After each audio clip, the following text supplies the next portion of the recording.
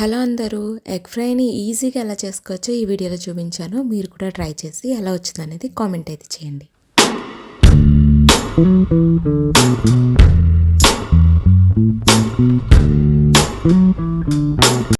అయితే ఇక్కడ నేను 4 ఎగ్స్ అయితే తీసుకున్నాను. ఆ 4 ఎగ్స్ని మంచిగా బాయిల్ చేసేసి కట్ చేసి పెట్టుకున్నా అండి. మీకు ఎగ్ అలా డైరెక్ట్గా కావాలంటే అలా కూడా చేసుకోవచ్చు.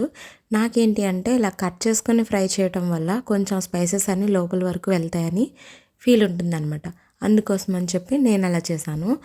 ఇక్కడ సపరేట్గా అయితే ఫ్రై చేస్తున్నా అండి. ఇలా సపరేట్గా ఫ్రై చేయడం వల్ల ఏంటంటే 2 సైడ్స్ కూడా చాలా బాగా ఫ్రై అవుతాయి. ఆయిల్లోకి నేను ఉప్పు, కారం, పసుపు వేసుకొని పెనం పైన కట్ చేసుకున్న ముక్కల్ని ప్లేస్ చేసుకొని మంచిగా అయితే వేయించుకుంటాను. 2 సైడ్ కూడా టర్న్ చేసుకుంటూ వేయించుకోవాలన్నమాట. అలా వేయించుకోవటం వల్ల మనకి ఫ్రైనెస్ బాగుంటుందండి. అది ఎలా అంటే టేస్ట్ చాలా బాగుంటుంది. ఈ స్పైసెస్ అన్నీ కూడా ఆ ఎగ్ లోపలికి వెళ్తాయి అన్నమాట. ఎవరికైనా ఎగ్ డైరెక్ట్గా ఫ్రై చేయడం అంటే భయం అనుకున్న వాళ్ళు ఎవరైనా సరే ఇలా ట్రై చేసి చూడండి. పెనం మీద ఫ్రై చేసుకోవడం వల్ల అంత ప్రాబ్లం అనిపించదనమాట. అంటుకుపోతుంది అన్న ఫీల్ అయితే ఉండదు. మూకిళ్ళలో వేస్తే గిన్నెకి అంటుకుంటుంది కదా, ఇలా అయితే అంటుకోదండి. ఈజీగా మనకైతే వచ్చేస్తుంది. కాకపోతే మనం ఇలా ప్లేస్ చేసుకున్న వెంటనే అయితే దాన్ని టర్న్ చేసుకోకూడదు. ఒక 2 మినిట్స్ 3 మినిట్స్ అలా వదిలేసిన తర్వాత టర్న్ చేసుకోవాలన్నమాట. అప్పుడే పెనానికి అంటుకోకుండా పీసెస్ అనేవి ఈజీగా అయితే వచ్చేస్తాయి. ఇక్కడ ఆయిల్ ఎక్కువగా ఉంది అని అయితే ఫీల్ అవ్వద్దండి. ఈ ఆయిల్ని నేను ఫ్రైలోకి యూస్ చేసేస్తాను అనమాట.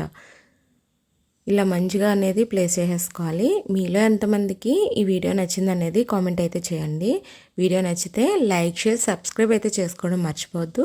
పక్కన కనిపిస్తున్న బెల్ బటన్ ఆన్లో ఉంచుకున్నారనుకో ఇలా నేను చేసే వీడియోస్ అన్నీ కూడా మీకు నోటిఫికేషన్లు వస్తాయి అన్నమాట. ముందుగా మీరైతే వీడియోని కంప్లీట్గా అయితే చూడండి, ఎక్కడ కూడా స్కిప్ చేయకుండా చూడండి. ఇలా నేను కట్ చేసుకొని ఫ్రై చేసుకున్నవి పీసెస్ టర్న్ చేసుకుంటే ఇలా వస్తుందండి. వీటిని మంచిగా వేగిపోయినాయి కదా, ప్లేట్లోకి అయితే తీసేసుకుంటాను. తప్పకుండా ట్రై చేయండి, చాలా ఈజీగా అయిపోతుంది అనమాట. ఎవరైనా చేసుకోవచ్చు, బ్యాచిలర్స్ కూడా చేసుకోవచ్చు అండి, అంత ఈజీగా. ఫస్ట్ టైం ఎవరైనా సరే ట్రై చేసే రెసిపీయే ఎగ్ రెసిపీ అవుతుంది కదా. బ్యాచిలర్స్ ఏంటి, ప్రతి ఒక్కళ్ళు కూడా అడిగితే మీరు ఫస్ట్ ఏ కర్రీ చేయటం నేర్చుకున్నారంటే ఎగ్ కర్రీ అని చెప్తారు. అందులో ఇది ఒక రెసిపీ కూడా అనుకోవచ్చు. ఈజీగా అయిపోతుంది అనమాట. తప్పకుండా ట్రై చేయండి. ఇలా మనం ప్లేట్లోకి తీసేసుకున్న తర్వాత ఈ ఎక్సెస్ ఆయిల్ అంతా ఉంటుంది కదా, ఈ ఆయిల్ని మూకిడిలో అయితే వేసేసుకుంటాను నేను. ఈ ఆయిలే సరిపోదండి, ఇంకా ఆయిల్ పడుతుంది అనమాట. నేను ఇంకొంచెం ఆయిల్ అనేది యాడ్ చేసుకుంటాను. ఎందుకంటే ఫ్రైకి ఎప్పుడు కూడా కొంచెం ఆయిల్ ఎక్కువే ఉంటుందండి. ఇలా ఆయిల్ యాడ్ చేసుకున్న తర్వాత ఇందులో నేను కోర్స్గా బ్లెండ్ చేసుకున్న ఆనియన్స్ అయితే వేసుకుంటాను. ఆనియన్స్ ఎక్కువ తీసుకున్నాను నేను, ఇంకేమీ వేయట్లేదు అనమాట. అంటే ఫ్రైగా తినాలి అని అనిపించి టమాటోస్ కానివ్వండి, ఇంకా మసాలా పేస్ట్లు ఏమీ కూడా వేయట్లేదు కదా, అందుకని చెప్పి ఆనియన్స్ క్వాంటిటీ ఎక్కువ తీసుకున్నాను అనమాట.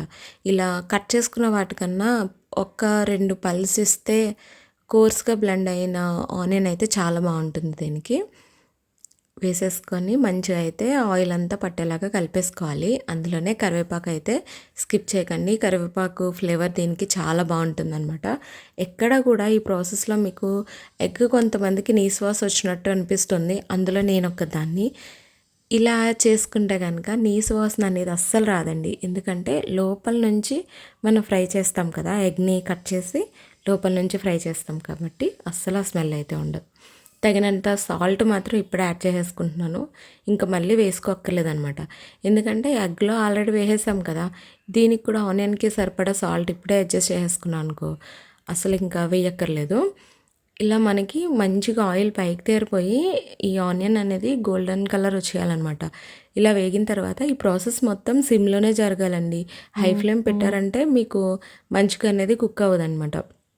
స్వీట్ టేస్ట్ వచ్చేస్తుంది అప్పుడు ఆనియన్ అనేది. కారం తగినంత వేసుకోవాలి. ఆనియన్స్ వేగిపోయిన తర్వాత దాంతోపాటే పసుపు కూడా వేసుకొని మంచిగా అయితే కలిపేసుకోవాలండి. నేను కొత్తగా ఆడించిన కారం అనమాట, మంచి కలర్ వచ్చింది, అంతే స్పైసీగా చాలా టేస్టీగా ఉందండి. మేము కొంచెం కారం ఎక్కువే తింటాం కాబట్టి కారం ఎక్కువగానే వేసుకున్నాను. ఇలాంటి ఫ్రైలోకి, నాన్ వెజ్ ఐటమ్స్‌లోకి కారం ఎక్కువ ఉంటేనే బావుంటుంది. మీకు ఇంత వద్దు అనుకుంటే మీరు స్కిప్ చేసేసుకోవచ్చు. మీకు ఎంత కావాలంటే అంత వేసుకోవచ్చనమాట. ఇలా మంచిగా వేయించేసుకున్న తర్వాత ఇందులో మనం కట్ చేసుకున్న ఆనియన్స్ అనేవి పెట్టుకోవాలనమాట. ఎగ్స్ అనేవి పెట్టుకోవాలనమాట. ఆనియన్‌ని కొంచెం మూకిడికి చుట్టూ కూడా స్ప్రెడ్ చేసుకోవాలి. ఎందుకంటే ఒకే చోట ఉండిపోయిందంటే లోపల నుంచి మాడిపోతుందనమాట. అందుకని చుట్టూ స్ప్రెడ్ చేసుకుంటే మాడకుండా ఉంటుంది. ఇలా కట్ చేసుకున్న ఎగ్స్‌ని కూడా వేసేసుకొని ఇందుపైన నేను కొంచెంగా ధనియాల పొడి, కొంచెంగా గరం మసాలా అయితే వేసుకుంటా అండి. కొంచెమే, చాలా తక్కువ అనమాట, చిటికెడు. కొంచెం ఆ ఫ్లేవర్ ఉంటే బాగుంటుంది అని చెప్పి నేనైతే వేసుకున్నాను.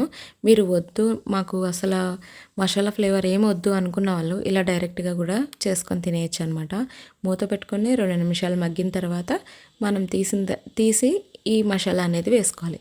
ధనియాల పొడి, కొంచెం గరం మసాలా వేసుకొని దీన్ని మళ్ళీ మూత పెట్టేసుకొని మగ్గపెట్టుకోవాలి. మగ్గపెట్టుకోవడం ఏంటంటే ఆ స్పైసీ అంతా కూడా ఎగ్స్కి పడుతుందనమాట. అలా ఎగ్స్కి పడితే చాలా బాగుంటుందండి. మంచిగా మనం మాడిపోకుండా సిమ్లో పెట్టుకొని ప్రాసెస్ అంతా కూడా చేసుకుంటే చాలా టేస్టీ అయిన ఎగ్ కర్రీ అయితే రెడీ అయిపోతుందండి. ఎగ్ ఫ్రై అయితే రెడీ అయిపోతుంది. చాలా టేస్టీగా ఉంటుంది.